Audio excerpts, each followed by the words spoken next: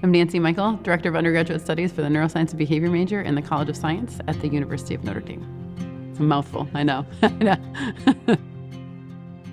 In the classroom, we take the students on a developmental journey. The nervous system doesn't start fully developed. It actually starts really, really immature.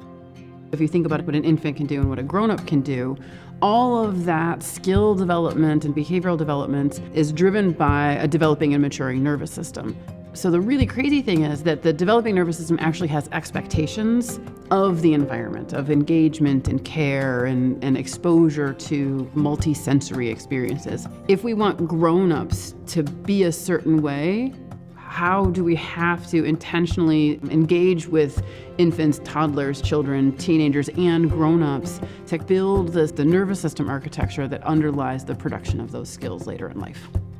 One of the things that I love about being at Notre Dame is that you're invited to ask questions of spirituality and moral value and purpose. It's a guiding point of discussion all throughout the semester, because if we're repeatedly spending our time doing nothing but studying and test taking and all of the things that check the box to build our resume, how are we encountering the people in our lives, and how are we showing our value for solidarity or our value for common good? Most humans, exacerbated by a global pandemic, are coming to the table with some kind of trauma. There's so much of a cultural value system that's like, pick yourself up by your bootstraps, or it happens to everybody, right? So, and we continue to perpetuate harm transgenerationally. This has motivated the development of a community coalition called Self-Healing Communities, an evidence-based community capacity building model based off 20 years of data out of Washington State. So the idea behind self-healing is that it's not me needing services from somewhere else, that I get a choice in my own healing as well. If I am full of self-hatred, I will never be able to heal, right? But if I can understand that my brain is molded through interaction with my environment and it's adaptive in these early situations, I might be able to give myself some grace and find motivation and hope in unexpected places that I was not able to before.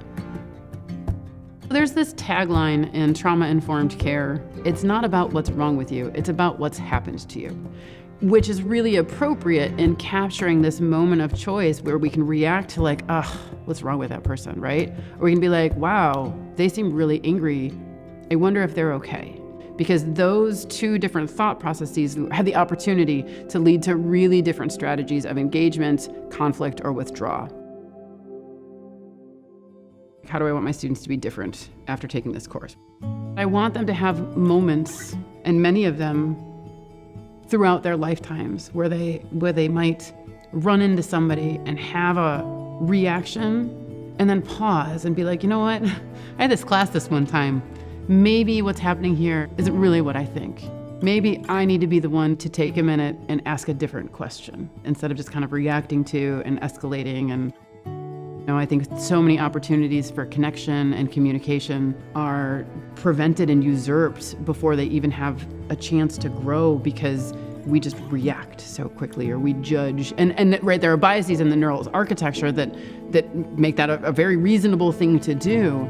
But I think understanding the mechanism and the developmental principles that underlie mature brain function allows us to have a choice in those moments.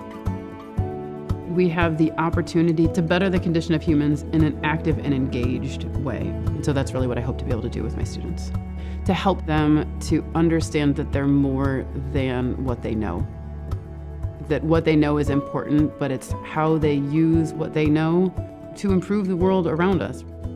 I think my greatest hope is that they get to have much more of a choice about how they see the world and how they engage with the people around them.